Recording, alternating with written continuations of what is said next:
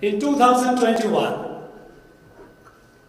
in the course of my visit to universities as a chancellor, when I met the students, including the gold medalists, I found their aspirations very low. Even the gold medalists were aspiring to get somehow a government job, class 2, class 3. It was not a comfortable scenario.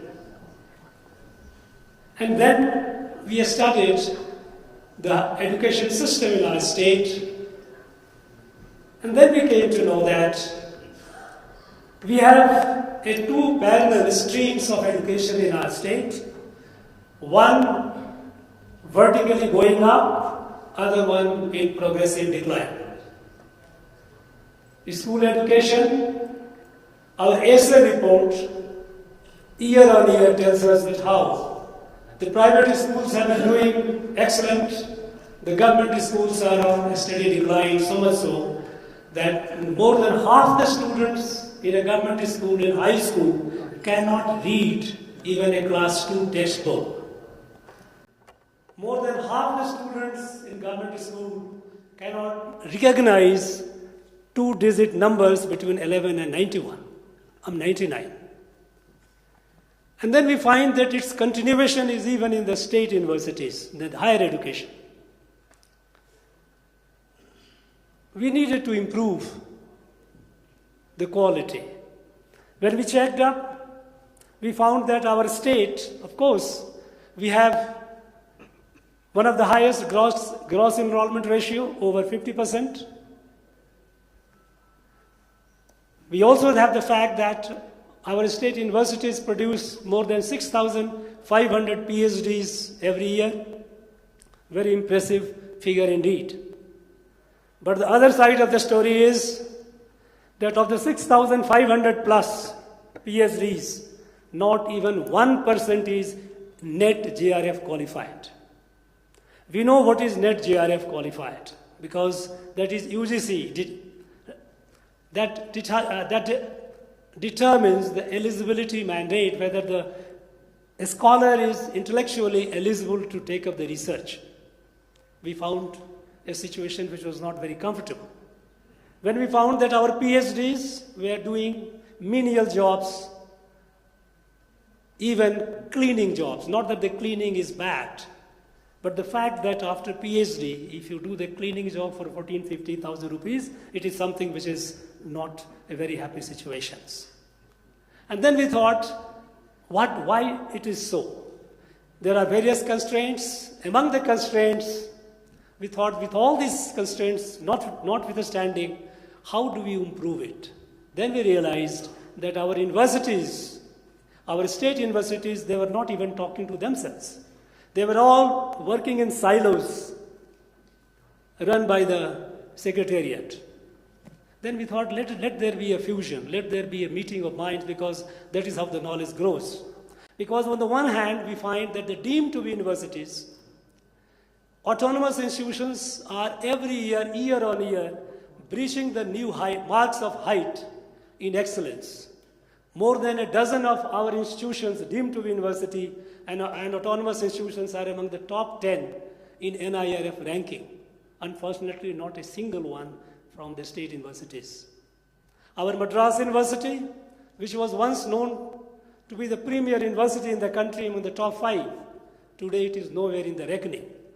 This steady decline has a social consequences for social justice, because it is the students from poor communities, Dalit communities, marginalized communities, those who cannot afford to go to the private, they go to these institutions.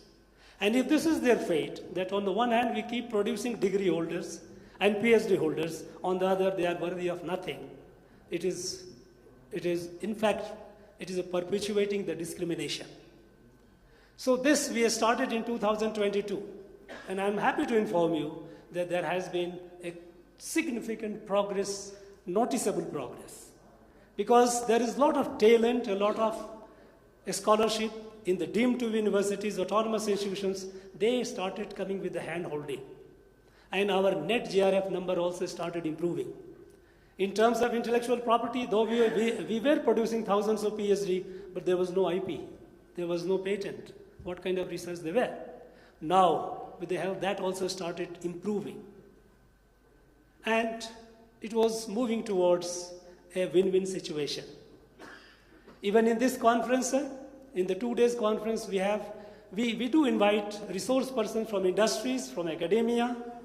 Here we will be in the 2 days, we'll be discussing about maximizing learning through application of artificial intelligence. We will also be discussing about how the capacity building of the students as well as the faculties. We have session by the Principal Scientific Advisor to the Government of India who will be talking about frontiers of science and technology. We have also sessions about how to efficiently manage university finances, because our universities are in a very, very bad situations. Many of the universities, they have not paid salaries to the teachers for last several months. And government has said that they are under no obligation to give them, to bail them out. This has been the situation. But we have been making modest attempt by bringing them together and making our youth aspirational, because there lies our future.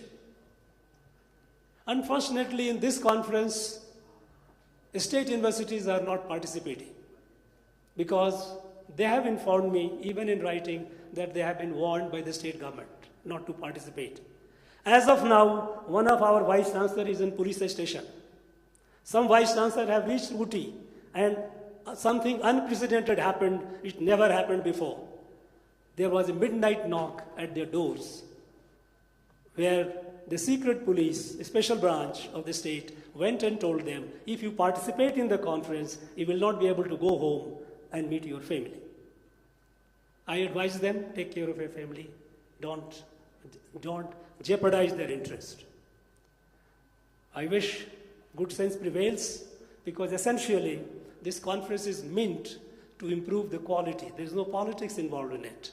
And it has been showing result, but perhaps people, those who are in the government, they feel for them, it is not something which is a comfortable situation. Sir, we are keenly looking forward to your advice, your guidance, which will enrich this gathering. We have the presence of all the deemed universities, chiefs, all the central institutes, and autonomous institutions. We have more than 34, 35 institutions present here. They will, in 2 days, they will deliberate with your guidance, and with the churning, the nectar that will come out will be shared with all to the advantage of everyone. Sir, on behalf of all of us, I once again thank you. I express our gratitude to you. We shall remain ever beholden to you for your interest in the Tamil people, Tamil youth, and for guiding us. Thank you very much, sir. Jai Bharat.